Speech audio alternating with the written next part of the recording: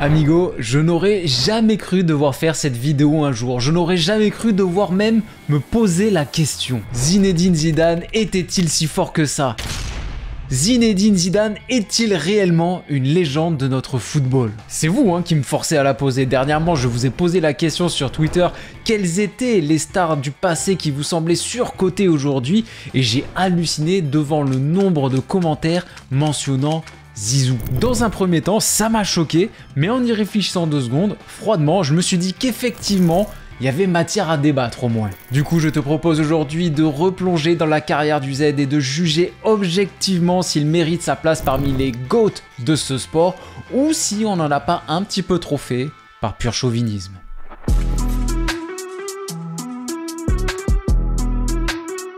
Amigo, pas de sponsor aujourd'hui, mais par contre j'ai une grosse annonce à te faire. Vous êtes nombreux à me réclamer de faire plus de vidéos, de plus réagir à l'actualité à chaud. Eh bien, je vous ai totalement entendu. Je vous ai compris. J'ai totalement changé la ligne éditoriale de ma chaîne secondaire Alex de Castro 2.0.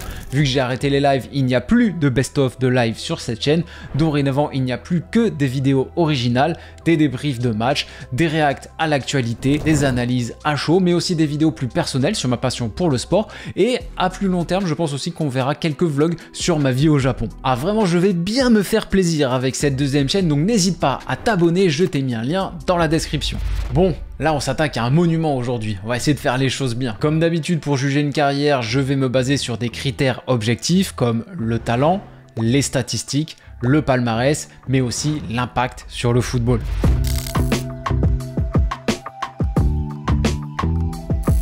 Déjà, je vais ouvrir un débat pour aussitôt le refermer. Si on parle de talent pur, Zinedine Zidane fait partie des plus grands de ce sport. C'est indiscutable. Quiconque l'ayant vu jouer ne peut remettre ça en question et si c'est le cas, il est grand temps d'aller se mettre au ping-pong. Allez, à la limite, on peut critiquer sa lenteur. Ah, c'est sûr, c'était pas un sprinter, mais en même temps, réclamer de la vitesse à un numéro 10, à un joueur placé dans le cœur du jeu, je vois pas trop l'intérêt. Ceux qui rabaissent Zidane sur ce point, ça sent les mecs qui jouaient en ultra défensif avec une attaque Quadrado, Ibarbo, Doumbia sur FIFA Ultimate Team il y a quelques années. Et d'ailleurs au passage, je vous déteste toujours. Puis il était lent, ok, mais sa vitesse d'exécution était complètement folle. Ce mec voyait tout avant tout le monde et avait un niveau technique divin pour éclairer le jeu à chaque touche de balle. Il était lent, mais il savait accélérer le jeu. Chaque crochet, chaque roulette, chaque passe était un régal pour les yeux. Sa frappe de balle était pure, son jeu de tête était particulièrement efficace. Claudio Taffarel et Marco Materazzi peuvent en attester. D'ailleurs, il y a même un documentaire assez lunaire qui a été réalisé à partir d'une de ses performances en Liga contre Villarreal. C'est un documentaire qui s'appelle Zinedine Zidane, un portrait du 21e siècle. C'est assez lunaire. Pas de texte, pas d'explication, juste un plan sur lui pendant tout le match. Bon, ça a floppé bien comme il faut, mais je trouve que c'est un bon exemple pour vous montrer à quel point la technique de Zidane faisait rêver. Elle faisait tellement rêver qu'un réalisateur s'est dit qu'il pouvait en faire un film. Bon, maintenant vous me connaissez un petit peu, vous connaissez ma vision du foot, vous savez très bien que je ne juge pas un joueur uniquement pour son esthétique.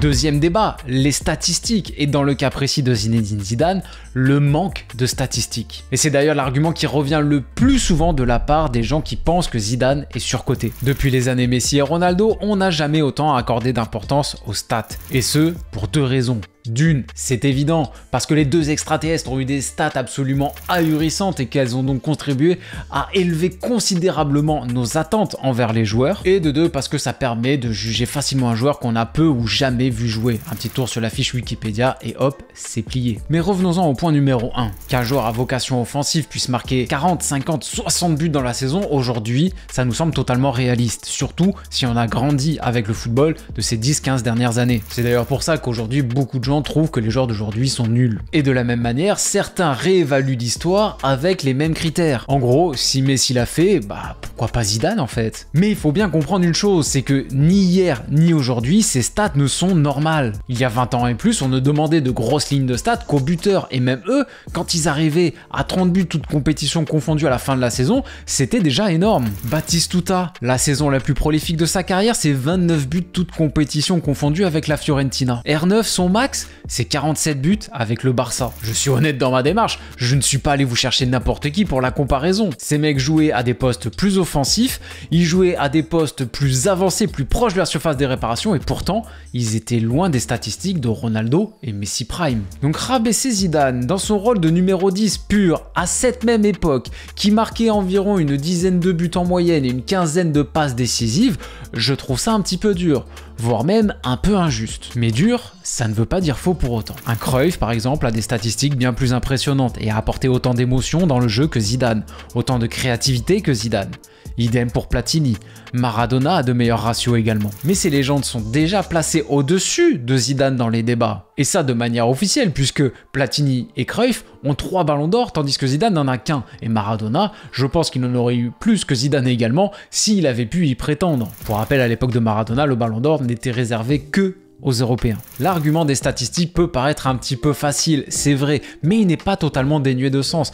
Si on prend des numéros 10 actuels, par exemple, on en trouve avec de meilleures stats. Un Kevin De Bruyne a de meilleures statistiques, un Di Maria, même s'il n'est pas un 10 à proprement parler, a de meilleures statistiques. Mais qui oserait dire que Kevin De Bruyne ou Angel Di Maria est un meilleur joueur que ZZ pour autant? L'apport dans le jeu, ça ne se quantifie pas qu'avec les statistiques primaires buts et passes décisives. Le niveau technique, la créativité, la fluidité qu'il apporte dans le jeu, les espaces qu'il crée avec un simple contrôle parfaitement orienté, sa capacité d'élimination en plein cœur du jeu, là où il y a la plus grosse densité, sa capacité à être décisif, magique, dans des moments ultra importants. Tu ne le vois pas dans une fiche Wikipédia, bordel! S'il y a bien un mec qui savait répondre présent au bon moment, c'était bien lui. Bon, je ne vais pas m'attarder sur son doublé en finale 98, bien évidemment, ni même sur son mondial 2006, son retour absolument magistral, sa volée contre les Leverkusen, tout ça on l'a encore tous bien en tête. Mais regardez déjà à Bordeaux, 8e de finale contre le Betis, comment il débloque la situation. Quart de finale retour contre le Grand Milan, récital technique et doublé de passes décisives dans une remontada historique.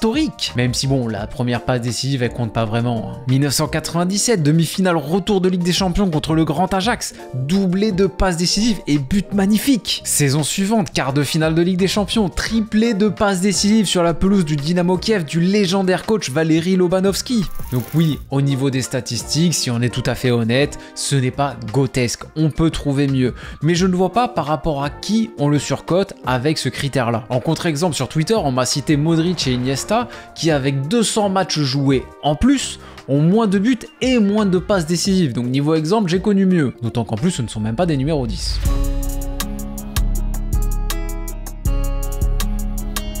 On passe donc au 3e critère de sélection, le palmarès, la carrière de façon générale. Et celui-là, il est bien gratiné. Ah, il a fallu que j'aille creuser bien profond pour avoir un avis bien tranché, bien définitif. Parce que c'est vrai, si on prend le palmarès tel quel, il est grotesque. Il n'y a absolument rien à redire. Coupe du Monde, Euro, Ligue des Champions, Ballon d'Or, champion avec le Real et la Juve, finaliste de la C3, la Coupe de l'UEFA avec Bordeaux, à une époque où le niveau de cette compétition était bien plus relevé. Meilleur joueur de D1, de Serie A, de Liga, de l'Euro 2000 et du Mondial 2006. Que demander de plus? Une chose, la régularité dans la performance. Partout, et je dis bien partout où il est passé, la régularité a fait défaut à un moment donné. Bon, on ne va pas juger son passage à l'AS Cannes, c'était ses débuts, on venait de le lancer dans le grand bain, on n'allait pas lui demander la régularité et le niveau d'un top player. Normal. D'autant qu'à l'époque, quand on était jeune, il fallait cravacher 3 fois plus pour se faire une place en équipe première comparé à aujourd'hui. Passons à Bordeaux, où certes il a été élu assez rapidement en 1994, meilleur espoir du championnat. Mais de grand espoir à start du championnat, à joueur vraiment confirmé, la mue a été assez longue. Au début, il est assez lent dans son exécution, on ne sait pas vraiment quel est son meilleur poste, un coup il joue à gauche, un coup il joue dans l'axe, un coup il joue même en numéro 6. Il est encore jeune, il est assez nonchalant, on lui reproche même certains écarts au niveau de l'hygiène de vie. Durant ces années bordelaises, il a vendu du rêve, bien sûr, mais il a aussi fait grincer des dents par moments. Le public du Parc Lescure l'a même sifflé à plusieurs reprises. Ça n'a pas toujours été la star de l'équipe comme on pourrait le croire, et même très souvent, et ça va en faire rire certains, la star de l'équipe, c'était Dugarry. Zidane arrive en 92 à Bordeaux, mais c'est seulement en 1996 qu'il devient le meilleur joueur de D1. Et même là, il n'est pas encore un joueur de classe mondiale. Juventus maintenant, son passage est absolument légendaire bien sûr, mais avec le temps, on a aussi tendance à oublier que tout n'a pas été rose pour lui à Turin. Là aussi, c'était poussif au début. Il a fallu compter sur la patience sans faille de son coach Marcello Lippi pour qu'il puisse s'imposer réellement dans cet effectif. À 24 ans, Zidane n'était toujours pas le top player que l'on connaît. Bon, après, il faut être tout à fait honnête. 24 ans à cette époque-là, t'es encore considéré comme jeune. Et surtout, il arrivait en Serie A, le championnat le plus relevé de l'époque. Et à la Juve, il a dû bosser comme jamais pour se mettre au niveau, que ce soit physiquement, dans un premier temps, on se souvient même qu'il vomissait à la fin des entraînements tellement que c'était dur, hein, mais aussi tactiquement. D'ailleurs, il le dit lui-même, c'est à la Juventus qu'il a tout appris du football tactique. Et c'est d'ailleurs à la Juve qu'on va trouver son meilleur rôle. À son arrivée à Bordeaux, Zidane lui-même ne se considère pas comme un milieu offensif. C'est Marcello Lippi qui, pour faire face à son manque de vitesse, le repositionne dans l'axe, mais cette fois derrière les attaquants, derrière Inzaghi et Del Piero. Et d'ailleurs, ce qu'on oublie beaucoup aujourd'hui quand on parle de Zidane à la Juve, c'est que la grande star de l'équipe, c'était Del Piero. Zidane a longtemps été dans son ombre. Zidane faisait partie des stars de cette équipe, bien sûr, mais au même titre qu'un Edgar Davids, qu'un Filippo Inzaghi. On note également que durant cette aventure turinoise, il perd 2 finales de Ligue des Champions, durant lesquelles il n'est absolument pas décisif. D'ailleurs, Gianni Agnelli, le dirigeant emblématique de la Juventus, disait de Zidane à cette époque, Zidane, oh, c'est un joueur plus divertissant qu'utile. Son Ballon d'Or 1998. Gros dossier là aussi, parlons-en. Ah, s'il y avait Twitter à cette époque-là, j'imagine même pas les débats qu'on aurait eu. Ok, à titre individuel, il sort d'une super saison avec la Juventus et il finit même en finale de Ligue des Champions. Mais une nouvelle fois, il la perd. Et sur l'ensemble de cette campagne européenne, l'homme qui porte cette équipe, c'est avant tout Alessandro Del Piero. En Serie A, tu as également R9 qui est absolument monstrueux cette saison. Tu as également Totti qui est dans la discussion pour le titre de meilleur joueur de Serie A. Zidane n'est absolument pas un choix indiscutable à ce moment-là. Ce qui fait la différence pour Zizou, c'est bien évidemment la Coupe du Monde. Mais il faut être précis, c'est sa finale de Coupe du Monde qui fait la différence. La finale est absolument dantesque avec son doublé et sa prestation dans le jeu. Mais sur l'ensemble de la compétition, on n'est pas loin du braquage quand même. Premier match contre l'Afrique du Sud, sa prestation est anecdotique. Deuxième match contre l'Arabie Saoudite, bon match, mais il prend un rouge après s'être essuyé les crampons sur la cuisse d'un adversaire. De ce fait, il manque le 3e match de poule contre le Danemark et le match couperé en 8e de finale contre le Paraguay. Contre l'Italie, il fait une bonne prestation mais il ne fait pas non plus la différence. Et contre la Croatie, en demi, bon match Zizou. Mais le héros, c'est Thuram. Et après, la finale, masterclass totale. Mais si tu compares ça à la performance globale sur l'ensemble de la compétition de Ronaldo, de Rivaldo, de Davor Šuker, de Bobo Vieri, de Dennis Bergkamp. Dennis Bergkamp, bordel, son mondial 98, on l'a trop vite oublié. Son but contre l'Argentine, bordel, quel classique. Donc oui, avec la Juve, il fait finale de Ligue des Champions et il gagne la Serie A. Mais il n'est ni le meilleur joueur de la Juventus, ni le meilleur joueur de la Ligue des Champions. Oui, il gagne la Coupe du Monde avec une finale d'anthologie, mais il n'est ni le meilleur joueur de la Coupe du Monde, ni même le meilleur joueur de l'équipe de France. D'ailleurs, qui finit meilleur joueur de Serie A et de la Coupe du Monde? Ronaldo. Et pour rappel, Zidane n'est même pas dans le top 3 des meilleurs joueurs de la Coupe du Monde officiellement. Numéro 1, Ronaldo. Numéro 2, Šuker. Numéro 3, Lilian Thuram. Alors ok, au niveau du palmarès, Ronaldo ne gagne qu'une coupe de l'UEFA cette saison et il rate complètement sa finale pour des raisons médicales, on va dire. Mais le meilleur joueur du monde, c'est lui, de manière indiscutable. Zidane a frappé un grand coup en 98, mais son statut de meilleur joueur du monde, il commence à réellement le justifier sur la durée avec régularité en l'an 2000. À 28 ans, bordel, ça fait quand même un peu tard pour l'un des meilleurs joueurs de tous les temps. Après 1998, il sort de 2 saisons assez mitigées avec la Juve. Peut-être le contre-coup de sa nouvelle médiatisation. On y reviendra. Et aussi à cause d'une blessure. Mais 2 arrivées vont lui faire énormément de bien. La première, celle de Carlo Ancelotti à la tête de la Juventus en 1999. Et en 2000, l'arrivée de David Trezeguet. Son entente sur le terrain avec Inzaghi était de moins en moins bonne. Par contre, avec Trezeguet, la connexion est limpide. Saison 2000-2001, là il retrouve tout son football. Là il est régulier. Et d'ailleurs, ça se confirme très rapidement avec un Euro absolument magistral. Meilleur joueur de Serie A, meilleur joueur de l'Euro, même si en vrai il y a quand même un petit débat avec Totti, mais quand même, là il aurait mérité le Ballon d'Or. Papa Figo, pardon, hein, mais il faut être totalement objectif. Si Zidane n'avait pas donné ce coup de boule contre Hambourg, il l'aurait pris sans aucune discussion. 2001, le transfert du siècle. Le Real lâche 75 millions d'euros pour recruter Zidane à la Juventus. Fier d'avoir signé pour le Real de Madrid et j'espère que pour ces 4 prochaines années, faire aussi bien que j'ai fait à Lazio, sinon mieux. Et si aujourd'hui tu peux à peine te payer un demi-Coutinho à ce prix-là, faut se rendre compte de la dinguerie financière que c'est à cette époque. Mais Tonton Pérez a compris que Zidane était enfin à son prime et que ce transfert serait rapidement rentabilisé sur le terrain, même s'il approche de la trentaine. À cette époque-là, il n'y a pas encore de trading, on ne perçoit pas encore l'achat de joueurs comme l'achat d'actions en bourse.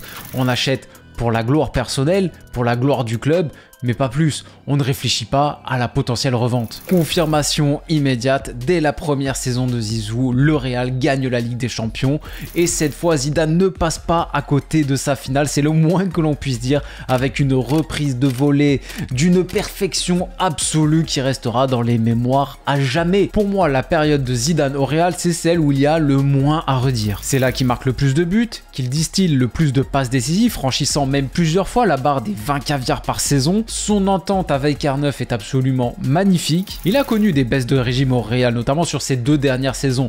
C'est vrai. Et on note également qu'il n'a pas tant gagné de titres que ça durant cette période. Mais ça, je pense que c'est plus dû au contexte de son équipe, à la déliquescence du Real à cette époque-là, à la folie de Florentino Pérez et de sa politique des Galacticos qui n'avait aucun sens sportivement. D'ailleurs, on se souvient que Zidane devait jouer côté gauche pour faire de la place à Raoul et Ronaldo dans l'axe. Et si on doit juger sa carrière, il y a un troisième critère que l'on doit prendre en compte, la longévité à très haut niveau. On l'a déjà dit, sa régularité, son prime à très haut niveau est arrivé assez tard et se termine quand même assez rapidement, à 33 ans, presque 34. Ok, bon, je pense qu'il aurait pu nous régaler encore 2 ou 3 saisons de plus quand même, d'autant plus vu ce qu'il nous a proposé durant le Mondial 2006. Il en avait clairement encore sous le pied le bougre. Le mec a donné un parcours en finale de Coupe du Monde à Raymond Domenech, bordel. C'est dommage qu'il éternise sa légende avec ce coup de boule fatal, ces coups de boule, hein, n'oublie pas celui contre Hambourg qui lui a coûté un Ballon d'Or et ses multiples coups de sang qui ont émaillé sa carrière. 14 cartons rouges sur l'ensemble de sa carrière quand même, c'est assez fou